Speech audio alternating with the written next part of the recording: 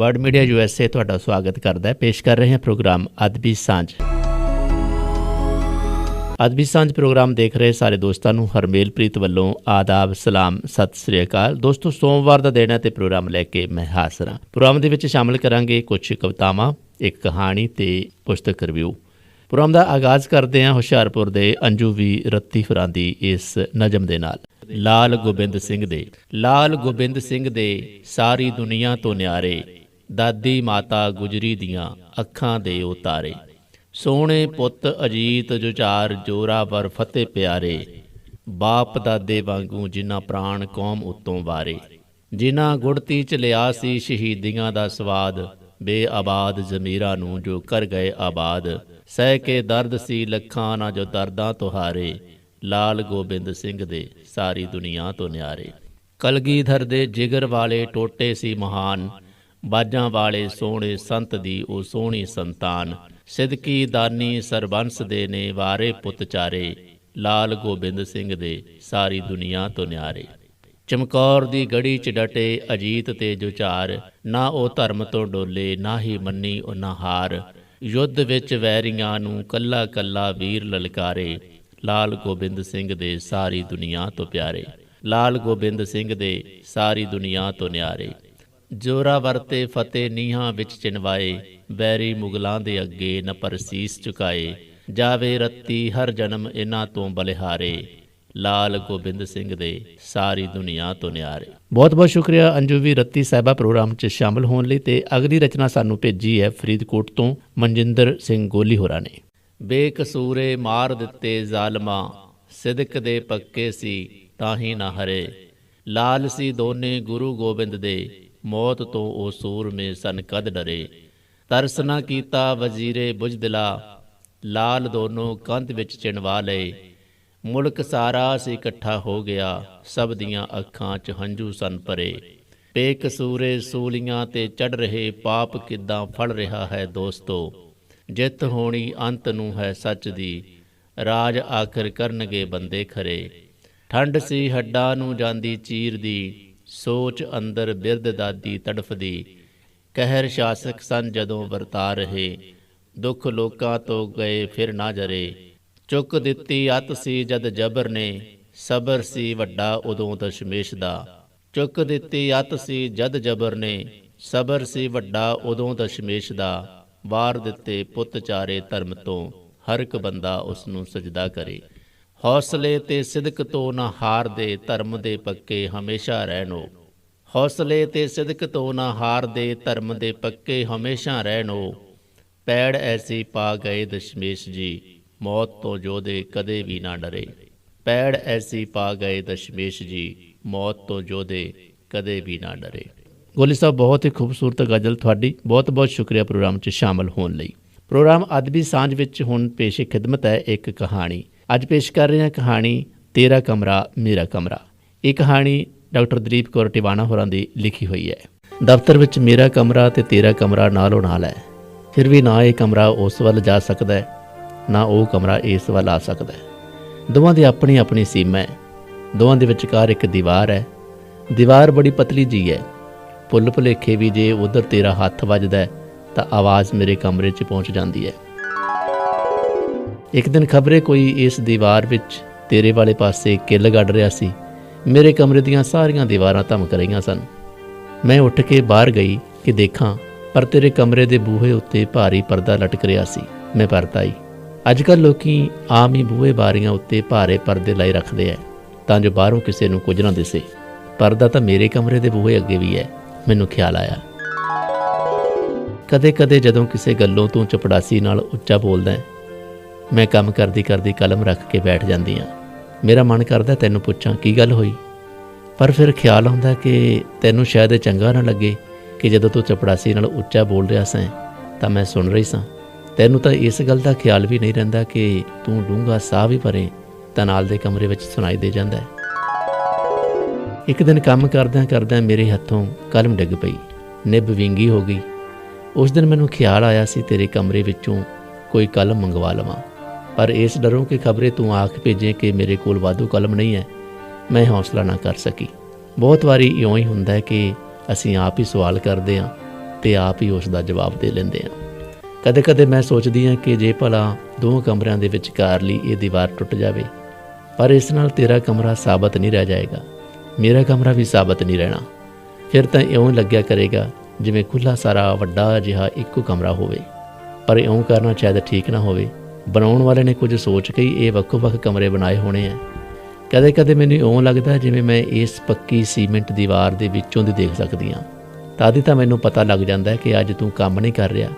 ਕਦੇ ਛੱਤ ਵੱਲ ਤੱਕਣ ਲੱਗ ਜਾਂਦਾ ਏ, ਕਦੇ ਹੱਥ ਦੀਆਂ ਲਕੀਰਾਂ ਵੱਲ, ਕਦੇ ਫਾਈਲਾਂ ਖੋਲ੍ਹ ਲੈਂਦਾ, ਕਦੇ ਬੰਦ ਕਰ ਦਿੰਦਾ, ਕਦੇ ਬੂਟ ਲਾ ਲੈਂਦਾ, ਕਦੇ ਪਾ ਲੈਂਦਾ। ਕਦੇ ਕਦੇ ਤੂੰ ਬਹੁਤ ਖੁਸ਼ ਹੋ ਰਿਹਾ ਹੁੰਦਾ ਹੈ। ਉਦੋਂ ਮੇਜ਼ ਉੱਤੇ ਪਏ ਪੇਪਰ ਵੇਟ ਨੂੰ ਘੁਮਾਉਣ ਲੱਗ ਜਾਂਦਾ ਹੈ, ਹੌਲੀ ਹੌਲੀ ਸੀਟੀ ਮਾਰਦਾ ਹੈ।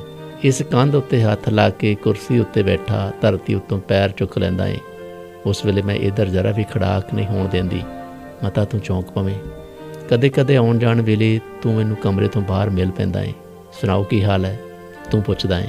ਠੀਕ ਹੈ, ਮੈਂ ਜ਼ਰਾ ਕੁ ਹੱਸ ਕੇ ਆਖਦੀ ਹਾਂ ਅਤੇ ਤੂੰ ਆਪਣੇ ਕਮਰੇ ਵਿੱਚ ਚਲਾ ਜਾਂਦਾ ਹੈ ਅਤੇ ਮੈਂ ਆਪਣੇ ਕਮਰੇ ਵਿੱਚ। ਨਾ ਉਹ ਕਮਰਾ ਇੱਧਰ ਆ ਸਕਦਾ ਹੈ, ਨਾ ਇਹ ਕਮਰਾ ਉੱਧਰ ਜਾ ਸਕਦਾ ਹੈ। ਦੋਵਾਂ ਦੀ ਆਪਣੀ ਇੱਕ ਸੀਮਾ ਹੈ, ਦੋਵਾਂ ਦੇ ਵਿਚਕਾਰ ਇੱਕ ਦੀਵਾਰ ਹੈ। ਇੱਕ ਦਿਨ ਮੇਰੇ ਕਮਰੇ ਵਿੱਚ ਚੱਲਦਾ ਪੱਖਾ ਬੰਦ ਹੋ ਗਿਆ। ਸ਼ਾਇਦ ਬਿਜਲੀ ਚਲੀ ਗਈ ਸੀ। ਕੁਝ ਮਿੰਟ ਮੈਂ ਉਡੀਕਦੀ ਰਹੀ। ਫਿਰ ਗਰਮੀ ਤੋਂ ਘਬਰਾ ਕੇ ਮੈਂ ਕਮਰੇ ਤੋਂ ਬਾਹਰ ਬਰਾਂਡੇ ਵਿੱਚ ਆ ਗਈ, ਜੋ ਦੋਹਾਂ ਕਮਰਿਆਂ ਦੇ ਅੱਗੇ ਸਾਂਝਾ ਹੈ। ਮੈਨੂੰ ਪਤਾ ਸੀ ਕਿ ਤੇਰੇ ਕਮਰੇ ਦਾ ਪੱਖਾ ਵੀ ਬੰਦ ਹੋ ਗਿਆ ਹੋਵੇਗਾ। ਫਿਰ ਵੀ ਮੈਂ ਜ਼ਰਾ ਕੁ ਤੇਰੇ ਕਮਰੇ ਅੰਦਰ ਝਾਕ ਕੇ ਪੁੱਛਿਆ, ਤੁਹਾਡਾ ਪੱਖਾ ਚੱਲਦਾ? ਮੇਰਾ ਭਾਵ ਸੀ ਜੇ ਨਹੀਂ ਚੱਲਦਾ ਤਾਂ ਤੂੰ ਵੀ ਸਾਂਝੇ ਬਰਾਂਡੇ ਵਿੱਚ ਆ ਜਾਵੇਂ। ਜਦੋਂ ਅੰਦਰ ਹੁਮਸ ਹੋਵੇ, ਪਲ ਦੋ ਪਲ ਲਈ ਬਾਹਰ ਆ ਜਾਣ ਵਿੱਚ ਕੋਈ ਡਰ ਨਹੀਂ ਹੁੰਦਾ। ਨਹੀਂ, ਪੱਖਾ ਤਾਂ ਨਹੀਂ ਚੱਲਦਾ, ਪਰ ਮੈਂ ਪਿਛਲੀ ਵਾਰੀ ਖੋਲ੍ਹ ਲਈ ਹੈ, ਤੂੰ ਆਖਿਆ। ਮੈਨੂੰ ਖਬਰੇ ਪਿਛਲੀ ਵਾਰੀ ਦਾ ਖਿਆਲ ਹੀ ਨਹੀਂ ਸੀ ਆਇਆ, ਇਸ ਲਈ ਮੈਂ ਕਮਰੇ ਤੋਂ ਬਾਹਰ ਆ ਗਈ ਸੀ। ਵਿਚਕਾਰ ਭਾਵੇਂ ਦੀਵਾਰ ਹੈ, ਫਿਰ ਵੀ ਜਿਸ ਦਿਨ ਤੂੰ ਦਫ਼ਤਰ ਨਾ ਆਵੇਂ, ਆਪਣੇ ਕਮਰੇ ਵਿੱਚ ਨਾ ਬੈਠਾ ਹੋਵੇਂ, ਮੈਨੂੰ ਕੁਝ ਅਜੀਬ ਜਿਹਾ ਲੱਗਦਾ ਹੈ। ਉਸ ਦਿਨ ਮੈਂ ਕਈ ਵਾਰੀ ਘੜੀ ਦੇਖਦੀ ਹਾਂ, ਮੈਂ ਕਈ ਵਾਰੀ ਪਾਣੀ ਪੀਂਦੀ ਹਾਂ, ਲੋਕਾਂ ਨੂੰ ਟੈਲੀਫੋਨ ਕਰਦੀ ਰਹਿੰਦੀ ਹਾਂ, ਇਕੱਠਾ ਹੋਇਆ ਪਿਛਲਾ ਕੰਮ ਵੀ ਮੁਕਾ ਸੁੱਟਦੀ ਹਾਂ। ਅੱਜ ਸਾਹਿਬ ਨਹੀਂ ਆਏ, ਉੱਧਰੋਂ ਲੰਘਦੀ ਤੇਰੇ ਚਪੜਾਸੀ ਨੂੰ ਪੁੱਛਦੀ ਹਾਂ।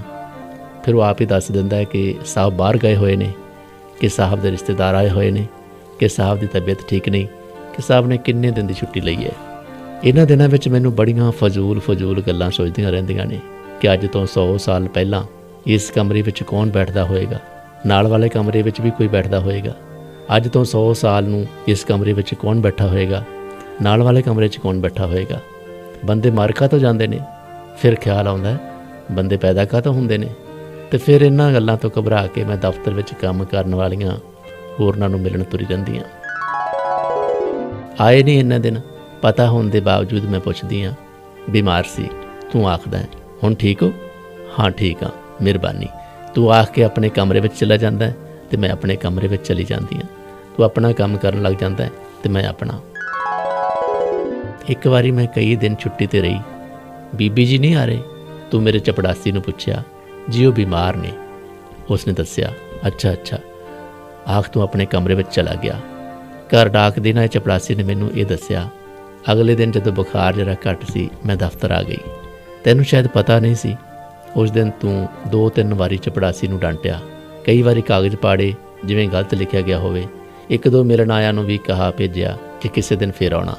ਕਿਸੇ ਕੰਮ ਤੂੰ ਕਮਰੇ ਤੋਂ ਬਾਹਰ ਗਿਆ, ਮੈਂ ਵੀ ਕਿਸੇ ਕੰਮ ਬਾਹਰ ਨਿਕਲੀ। ਆਏ ਨਹੀਂ ਕਈ ਦਿਨ। ਤੂੰ ਜਾਣਦਿਆਂ ਹੋਇਆ ਵੀ ਪੁੱਛਿਆ, ਬਿਮਾਰ ਸੀ, ਹੁਣ ਤਾਂ ਠੀਕ ਹੋ? ਹਾਂ ਠੀਕ ਹਾਂ, ਮਿਹਰਬਾਨੀ। ਆਖ ਮੈਂ ਆਪਣੇ ਕਮਰੇ ਵਿੱਚ ਚਲੀ ਗਈ ਅਤੇ ਤੂੰ ਆਪਣੇ ਕਮਰੇ ਵਿੱਚ ਚਲਾ ਗਿਆ। ਨਾ ਇਹ ਕਮਰਾ ਉੱਧਰ ਜਾ ਸਕਦਾ ਹੈ, ਨਾ ਉਹ ਕਮਰਾ ਇੱਧਰ ਆ ਸਕਦਾ ਹੈ। ਦੋਵਾਂ ਦੀ ਆਪਣੀ ਇੱਕ ਸੀਮਾ ਹੈ, ਦੋਵਾਂ ਵਿਚਕਾਰ ਇੱਕ ਦੀਵਾਰ ਹੈ। ਇੱਕ ਕਮਰਾ ਤੇਰਾ ਹੈ, ਇੱਕ ਕਮਰਾ ਮੇਰਾ ਹੈ। ਫਿਰ ਵੀ ਮੈਂ ਸੋਚਦੀ ਹਾਂ ਕਿ ਇੰਨਾ ਵੀ ਕੀ ਘੱਟ ਹੈ ਕਿ ਦੋਨੇ ਕਮਰੇ ਨਾਲੋਂ ਨਾਲ ਹੈ, ਵਿਚਕਾਰ ਸਿਰਫ ਇੱਕ ਦੀਵਾਰ ਹੀ ਤਾਂ ਹੈ। ਤੁਸੀਂ ਸੁਣ ਰਹੇ ਸੀ ਡਾਕਟਰ ਦਲੀਪ ਕੌਰ ਟਿਵਾਣਾ ਦੀ ਲਿਖੀ ਕਹਾਣੀ ਤੇਰਾ ਕਮਰਾ ਮੇਰਾ ਕਮਰਾ। ਤੇ ਹੁਣ ਪੇਸ਼ ਕਰ ਰਹੇ ਹਾਂ ਜੀ ਪੁਸਤਕ ਰਿਵਿਊ।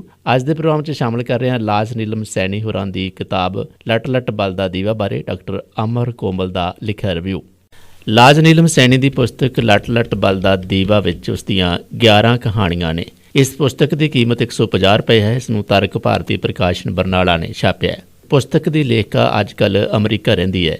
ਇਹਨਾਂ ਕਹਾਣੀਆਂ ਦੇ ਵਿਸ਼ਾ ਵਸਤੂ ਪ੍ਰਵਾਸੀ ਪੰਜਾਬੀਆਂ ਦੀਆਂ ਸੰਵੇਦਨਾਵਾਂ ਚੇਤਨਾ ਨਾਲ ਸੰਬੰਧਿਤ ਨੇ। ਉਸਨੇ 3 ਕਾਵਿ ਸੰਗ੍ਰਹਿ ਅਤੇ ਬੱਚਿਆਂ ਲਈ ਵੀ ਕਈ ਪੁਸਤਕਾਂ ਲਿਖੀਆਂ। ਉਸ ਦਾ ਇਹ ਪਹਿਲਾ ਕਹਾਣੀ ਸੰਗ੍ਰਹਿ ਹੈ। ਉਹ 1997 ਤੋਂ ਪੰਜਾਬੀ ਸਾਹਿਤ ਵਿੱਚ ਨਿਰੰਤਰ ਕਾਰਜਸ਼ੀਲ ਹੈ। ਵਿਦੇਸ਼ਾਂ 'ਚ ਵਸੇ ਪ੍ਰਵਾਸੀ ਪੰਜਾਬੀਆਂ ਨਾਲ ਸੰਬੰਧਿਤ ਵੇਦਨਾਵਾਂ ਤੋਂ ਉਪਜੀਆਂ ਸੰਵੇਦਨਾਵਾਂ ਨੂੰ ਕਹਾਣੀਕਾਰ ਨੇ ਮੋਹ ਪਿਆਰ ਅਤੇ ਮਮਤਾ ਦੇ ਲਹਿਜੇ ਵਿੱਚ ਕਹਾਣੀਆਂ ਬਣਾ ਕੇ ਸਿਰਜਿਆ। ਉਸ ਦੀ ਪਹਿਲੀ ਕਹਾਣੀ ਲਟ ਲਟ ਬਲਦਾ ਦੀਵਾ ਦੀ ਕਥਨ ਵਿਧੀ ਪਿਛਲ ਝਾਤ ਹੈ। ਕਦੇ ਵਰਤਮਾਨ ਤੇ ਕਦੇ ਭੂਤਕਾਲ ਵਿੱਚ ਇਸ ਕਹਾਣੀ ਦੇ ਜਿਉਂਦੇ ਜਾਗਦੇ ਪਾਤਰ, ਕਥਿਤ ਘਟਨਾਵਾਂ, ਯਾਦਾਂ ਤੇ ਸੰਵੇਦਨਾਵਾਂ ਹਨ, ਜਿਸ ਨਾਲ ਸਮੁੱਚੀ ਕਹਾਣੀ ਦੀ ਸੰਰਚਨਾ ਉਸਾਰੀ ਗਈ ਹੈ। ਇਸ ਸੰਗ੍ਰਹਿ ਦੀਆਂ ਕਈ ਹੋਰ ਕਹਾਣੀਆਂ ਦੇ ਵਿਸ਼ਾ ਵਸਤੂ ਸਿਮਰਤੀਆਂ ਦੀਆਂ ਭਾਵਨਾਤਮਕ ਸਾਂਝਾਂ ਹਨ। ਪ੍ਰਵਾਸੀ ਲੋਕ ਮਾਨਸ ਸਹਿਜ ਹੀ ਆਪਣੇ ਵਤਨ ਤੇ ਘਰ ਪਰਿਵਾਰਾਂ ਦੀਆਂ ਮਿੱਠੀਆਂ ਕੌੜੀਆਂ ਯਾਦਾਂ ਨਾਲ ਹਮੇਸ਼ਾ ਅਚੇਤ ਸੁਚੇਤ ਰੂਪ ਵਿੱਚ ਜੁੜੇ ਰਹਿੰਦੇ ਹੈ, ਜੋ ਇਹਨਾਂ ਕਹਾਣੀਆਂ ਦੀ ਸੰਰਚਨਾ ਦੇ ਮੂਲ ਤੱਤ ਹੈ। ਜਿਵੇਂ ਉਸ ਦੀ ਇੱਕ ਹੋਰ ਕਹਾਣੀ ਮੁੜਦਾ ਫੇਰਾ ਦੀ ਪਾਤਰ ਆਲੀਆ ਹੈ ਜਾਂ ਕੀਰਤੀ ਹੈ। ਆਲੀਆ ਦੀ ਮਾਂ ਪੰਜਾਬਣ ਹੈ ਤੇ ਉਹ ਅਮਰੀਕਾ ਆ ਕੇ ਵੀ ਪੰਜਾਬਣ ਬਣੀ ਰਹਿੰਦੀ ਹੈ, ਪਰ ਆਲੀਆ ਅਫਗਾਨ ਗੱਭਰੂ ਨਾਲ ਇਸ਼ਕ ਰਚਾ ਕੇ ਵਿਆਹ ਕਰਵਾ ਲੈਂਦੀ ਹੈ।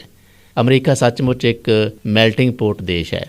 ਆਲੀਆ ਵਿਆਹ ਕਰਵਾਉਣ ਲਈ ਇਸਲਾਮ ਕਬੂਲ ਕਰ ਨਿਕਾਹ ਕਰਵਾ ਕੇ ਮੁਹੰਮਦ ਨੂੰ ਆਪਣਾ ਸਾਥੀ ਚੁਣ ਆਪਣਾ ਇਸ਼ਕ ਨਿਭਾਉਂਦੀ ਹੈ, ਪਰ ਮਾਂ ਪਿਆਰ ਨਹੀਂ ਭੁੱਲਦੀ। ਅਮਰੀਕਾ ਵਿੱਚ ਉਸ ਦੀ ਮਾਸੀ ਦੀ ਧੀ ਮੈਕਸੀਕਨ ਨਾਲ ਵਿਆਹ ਕਰਵਾਉਂਦੀ ਹੈ।